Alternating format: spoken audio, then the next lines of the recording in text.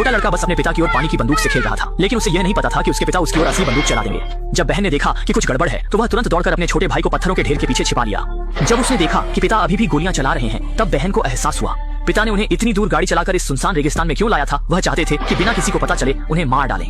पिता की चाल को सफल होने से रोकने के लिए बहन ने जल्दी से अपने भाई को पीछे की ओर खींचकर ले गई।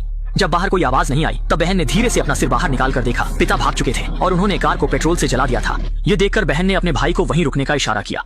वह खुद जल्दी से कैंप में वापस गई सामान ढूंढने के लिए। बहन को अच्छी तरह पता था कि पिता उनका पीछा क्यों नहीं कर रहे थे। वे रेगिस्तान की कठिन परिस्थितियों का उपयोग करके भाई बहन को यहाँ फंसाकर मारना चाहते थे। और अब सबसे जरूरी ये है कि पहले किसी आबादी वाली जगह पर वापस पहुंचा जाए, वरना सीमित सामान के कारण वे या तो भूख से मर जाएंगे या इस सुनसान जगह पर मर जाएंगे।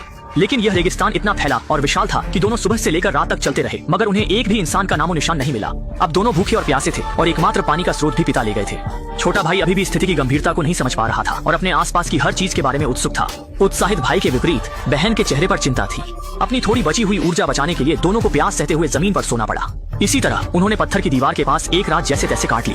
अगली सुबह भाई बहन फिर से अपनी यात्रा पर निकल पड़े, लेकिन वे बिना सिर वाली मक्खी की तरह थे। उन्हें नहीं पता था कि किस दिशा में जाना है। आसपास की स्थिति को बेहतर ढंग से समझने के लिए बहन ने बिना कुछ कहे अपने भाई को लेकर पहाड़ पर चढ़ना शुरू कर दिया। हालांकि जब वे आधे रास्ते तक पहुंचे तो बहन का पैर फिसल गया और वे गिरते गिरते बची। इस घटना के बाद दोनों और भी ज्यादा सतर्क हो गए। अच्छी बात यह रही कि वे सुरक्षित ऊपर चढ़ गए, लेकिन जब वे मुश्किल से पहाड़ की चोटी पर पहुंचे तो जो दृश्य उन्होंने देखा उससे दोनों का दिल टूट गया। चारों ओर सिर्फ बंजर पहाड़ थे, कहीं भी किसी शहर का निशान नहीं था। चूंकि दोनों निर्जलित होने वाले थे, इसलिए सबसे जरूरी था जल्द से जल्द पानी का स्रोत ढूंढना। दुर्भाग्य से उन्होंने आधा दिन खोजा, लेकिन एक बूंद पानी भी नहीं मिला। मजबूरी में दोनों को वहीं रुककर अपनी ताकत बचानी पड़ी। सौभाग्य से बहन को एक डिब्बे में कुछ बूंदे पानी मिली, जिसे उसने तुरंत अपने भाई को ऊर्जा के लिए दे दिया। इसके बाद थोड़ा आराम करके वे फिर से पानी की खोज में निकल पड़े। शुरू में भाई अपनी बहन के साथ चल पा रहा था, लेकिन लंबे समय तक तेज धूप में रहने के कारण वह जल्द ही कमजोर हो गया। इसके तुरंत बाद वह एक पहाड़ी से लुढ़क गया। जमीन पर पड़े अपने भाई को देखकर बहन ने उसे जल्दी से उठने और चलने के लिए कहा, लेकिन 3 दिनों से भूखे लड़के के पास आगे चलने की ताकत नहीं बची थी। चाहे बहन जितना भी पुकारे, भाई जमीन पर पड़ा रहा और बिल्कुल भी हिला नहीं। मजबूरी में बहन ने अपने भाई को पीठ पर लादकर आगे बढ़ना जारी रखा।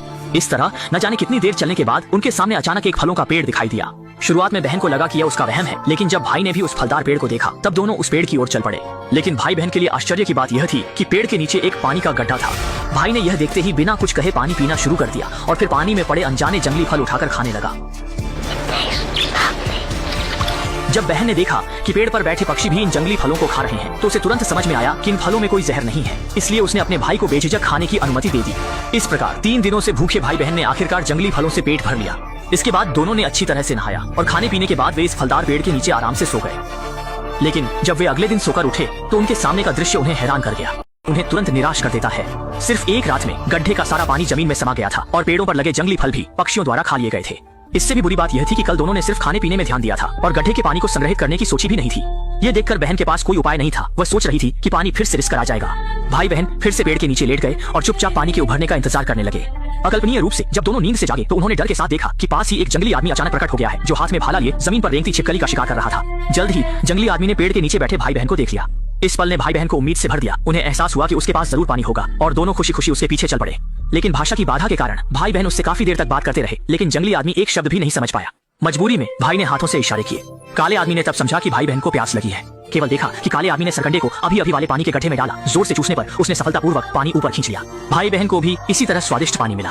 ये अच्छी तरह जानते थे कि काले आदमी के साथ रहने से ही खाने पीने की चिंता नहीं होगी। भाई बहन ने बिना सोचे समझे उसके साथ यहाँ से निकल गए। रास्ते में उन्हें एक कंगारू मिला। काले आदमी ने तुरंत अपना भाला उठाया और कुशलता से कंगारू का शिकार करके भाई बहन के लिए कंगारू का शानदार भोजन बनाया। भूख से बेहाल भाई बहन को पहली बार मांस खाने को मिला और इसी वजह से कि काला आदमी उनके साथ था, भाई बहन को अब खाने पीने की चिंता नहीं रही।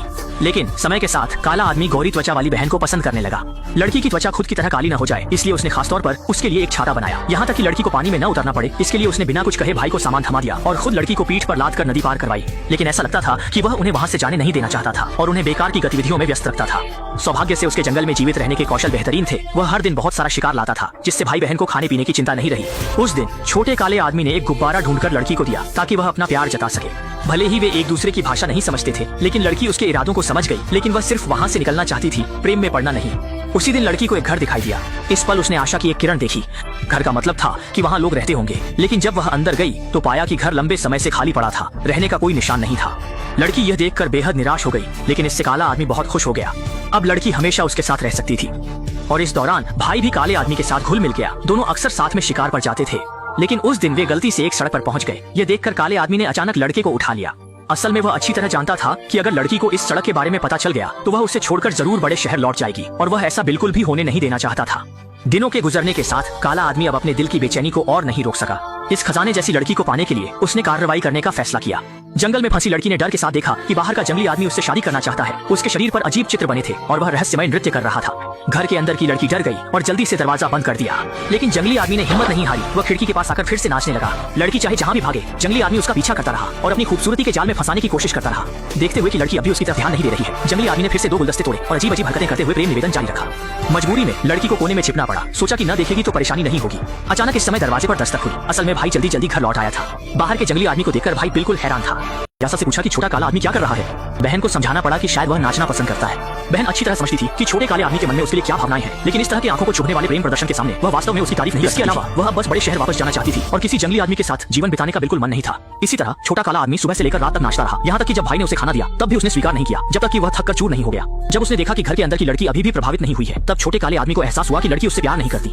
दुख से भरा हुआ उसकी आंखों से दर्द के आंसू बहने लगे। उसे यह नहीं पता था कि उसका सच्चा प्यार आखिरकार गलत जगह पर था। लेकिन जब अगले दिन भाई बहन उठे तो उन्होंने देखा कि छोटा काला आदमी पेड़ पर फांसी लगाकर मर गया था।